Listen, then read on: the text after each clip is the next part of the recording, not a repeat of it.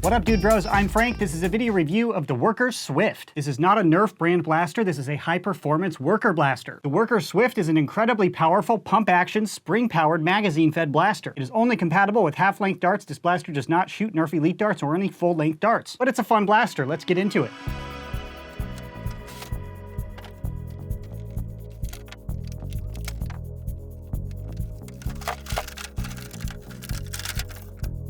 Included is the blaster, disassembled, magazine, extra spring, extra barrel, short darts, O-rings, rifle barrel add-on, grip tape, instructions, and a sticker pack. Assembly is pretty straightforward.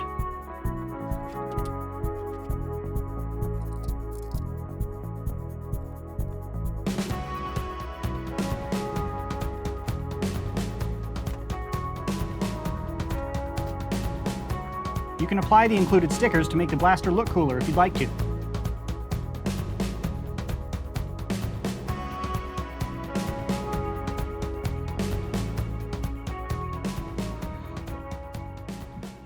External overview of the Swift. Starting up at the front, there's no in-strike barrel lug, but this mock suppressor looking thing is actually a removable component, and you can just pull it right out. It's not an in-strike barrel lug, it's just held in there with friction. This blaster actually comes with two barrels. I have installed the longer one, so I want to keep this mock suppressor on there to protect this barrel. But if you install the short barrel and you don't want to run the suppressor, the blaster doesn't look bad at all without this added suppressor. But the mock suppressor can just slide right back into place. Moving on, up top we have a front iron sight. However, the matching rear iron sights are way too low to actually use properly. To use these sights, you'd have to hold your head behind the blaster like this, sort of like a pistol. So the factory rear sights don't really work very well, but it has a long Picatinny style rail right here. This is not an in-strike tactical rail, but to this rail I recommend you put some sort of airsoft optic on top. Shooting the half-length darts, this blaster is accurate enough to warrant a real sight. Moving on, down here we have the priming handle to prime.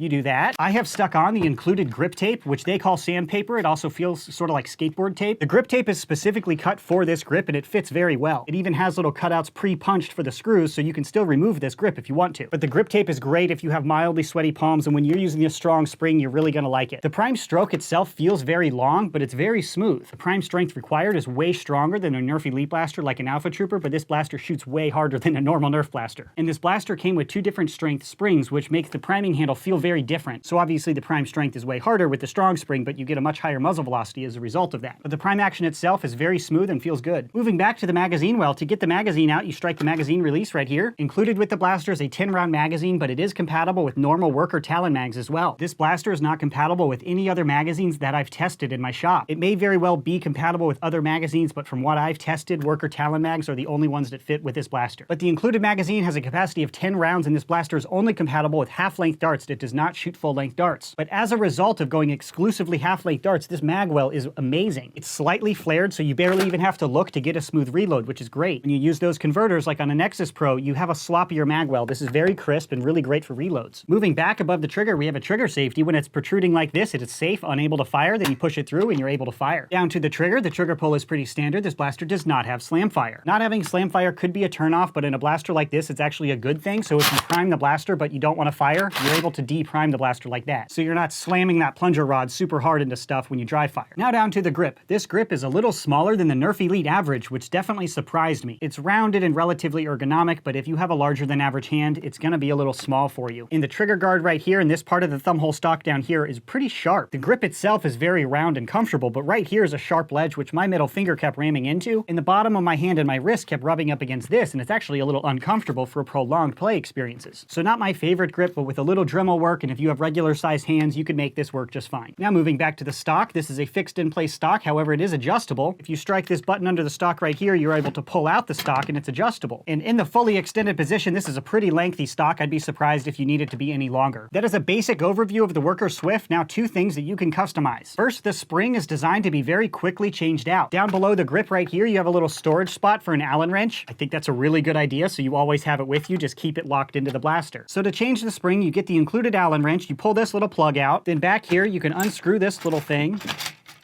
and out pops the spring. Then you get the other spring, shove it on in there, and then you screw this back in. It is very quick to switch out the springs. The next thing you can change out is the barrel. This blaster comes with a short barrel and a long barrel. I'd recommend if you use the weak spring to use the shorter barrel, and if you used a strong spring, use the bigger barrel. But to switch out the barrel, you get the Allen wrench, you shove it in this hole here, you loosen up this screw, then you gently pull on the barrel and it slides out. You get your new barrel, you shove it right back on in there, then you tighten up the screw and you're ready to go. It's relatively fast to switch out a barrel. Now this is not a completely dummy-proof process. You will have to think about your air seal, but I was surprised at how simple they made it to switch out barrels, which is very cool. So that is an external overview of the Swift. Now I'll show you the blaster firing. Starting with the strong spring and the long barrel installed and using worker half-length darts.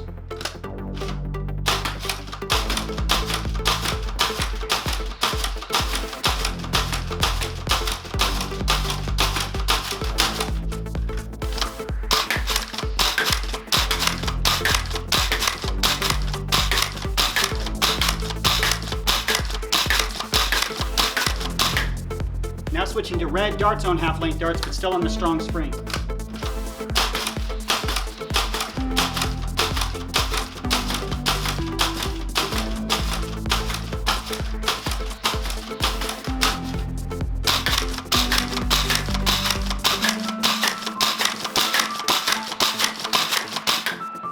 Now using weak spring and back to the worker half-length darts.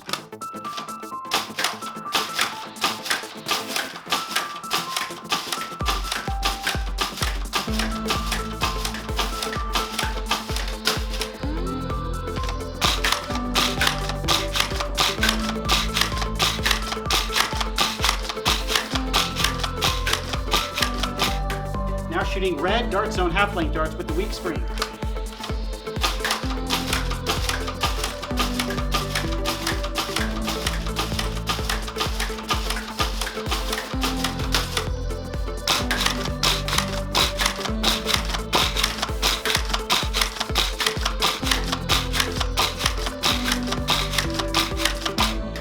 Operating this blaster was a lot of fun. This thing shoots really hard. The experience changed quite a bit depending on which barrel and which spring you're using. I found it best to use the strong spring with the longer barrel and the weaker spring with the shorter barrel. When I used the weak spring and the long barrel, I had really inconsistent shooting. Some of the shots were really good, but quite a few of them kind of farted out. It was very inconsistent, and I wouldn't recommend it. If you want to use the weaker spring, use the shorter barrel, and your shot consistency is going to be better. And I did not experience any jams or malfunctions or squibs or any misfires with this blaster. It worked really well. However, I do have to gripe about the ergonomics because it actually had an impact on my play experience. The bottom side of the trigger guard right here is pretty sharp, and it really irritated my middle finger after shooting it for a while. This piece of the thumb hole stock is also pretty sharp, and the bottom of my hand and my wrist just really got irritated after shooting this for a few minutes. A very quick fix is to get a Dremel with a sanding bit and just to round them off myself. I get that. But at the price point, I was kind of expecting the ergonomics to be a little better. But those are my firing notes for the Worker Swift. Now to the chrono results. First with the short barrel. The weak spring in the Adventure Force short darts, 145 feet per second. The red dart zone half-length darts, 146 feet per second. And the worker darts, 136 feet per second. Short barrel, strong spring, Adventure Force half-length darts, 181 feet per second. Red dart zone half-length darts, 185 feet per second. And worker darts, 187 feet per second. Then I switched out to the long barrel, using the weak spring, Adventure Force half-length darts, 139 feet per second. Red dart zone half-length darts, 154 feet per second. Worker darts, 135 feet per second. Next, long barrel with the strong spring, Adventure Force half-length darts, 197 feet per second. Dart zone red half-length darts, 205 feet per second. Worker darts, 204 feet per second. So obviously this is shooting way harder than the Elite PAR of 70 feet per second. With the weaker spring, this is shooting along with the Nexus Pro in that 150 FPS mark. Then with the strong spring and the long barrel, you're shooting up at 200 FPS, which is a whole different class of Nerf guns. That is the objective information I can provide on the Worker Swift. Now to my personal opinion. Overall, I'm pleasantly surprised with this blaster. The prime action is really smooth. It feels a little longer of a stroke than normal, but because of that, you can prime back a really strong spring with what feels like less energy. When you prime this blaster, it doesn't feel like you're about to shoot 200 FPS, given the amount of energy it takes to prime it. The long stroke makes that possible, and I really dig that design. I know it's easy to say, oh bummer, I want to be able to shoot my Nerf Elite darts with this blaster. I hate that the magwell is only compatible with half-length darts. And part of me thought that at first, but after speed reloading with this magwell, I don't even want this blaster to be compatible with full-length darts. This flared magwell is just amazing for quick reloads. It's very well designed. And this design would not be possible if this blaster was compatible with full-length magazines as well as half-length. Like with the Nexus Pro, when you use short-length magazines, there's more slop and wobble in that system. This is a dedicated mag system that works really well with half-length darts. So the front half of this blaster is really, really great. The operation of the pump grip, the magazine well, the shooting, the performance, it's phenomenal. My complaints about this blaster are in the ergonomics, not in the performance at all. The underside of the trigger guard is excessively sharp and it's just annoying. And this little piece right here is also too sharp. Of course, I said you can just get a Dremel and sand it down, no problem. But at this price point, this blaster is supposed to come out of the box and let me play with modified blasters without having to do any modding. So I kind of resent the fact that they expect me to then mod it further, which is just annoying. Furthermore, this stock is really not that comfortable. It's just a big box that juts into my shoulder. If this were an Alpha Trooper, it really wouldn't matter. But this is a big, strong spring that I'm priming right into my shoulder every time. The comfort of the stock is even more important when you're using a spring this strong. So there's definitely some room for improvement in the ergonomics of this blaster. That being said, all of my complaints can be fixed with a Dremel in like 10 minutes of work. It wouldn't be hard at all. So overall, still very high opinion of this blaster. Now to the question to buy or not to buy. First, if you're a stock class nerfer shooting under 100 FPS, I do not recommend you purchase this blaster. It shoots way too hard. It's not just a matter of being unfair, but if you shoot this at someone indoors from 5 feet away with the big spring, that's legitimately gonna hurt them. It's all fun in games when everyone is shooting 150 FPS because then you spread out a little bit, but if one guy has one of these and everyone else is running strifes, that's not fair at all. Although it would be really fun from a pretty twisted perspective. But this blaster was not designed for factory class nerfers. This blaster is designed for more advanced nerfers shooting at a much higher muzzle velocity. And if that's you and you're looking for a spring primary that takes magazines, definitely look into the Swift. Not only is it a great blaster out of the box, I really think this is a stronger platform than something like the Nexus Pro for more advanced modifications. This slightly longer priming grip just makes it so much easier to prime back such a strong spring. I'm really surprised at how easy it feels to prime back a 200 FPS spring. It's not hard at all. So if you're going to get a Nexus Pro and throw a bunch of upgrades into it, I would recommend you just start with this. It'll be better for that much higher muzzle velocity range. So if you're an outdoor nerfer shooting exclusively half-length darts, I do recommend you look into the Worker Swift. So that concludes my review and opinion of the Worker Swift. If you'd like to purchase one of these, I'll put a buy link in the description box below. Out of Darts sent me this sample unit for free, so if you'd like to support his web store, link in the description box below to buy one of these. That's it for this video. Thanks so much for watching, bros, and as always,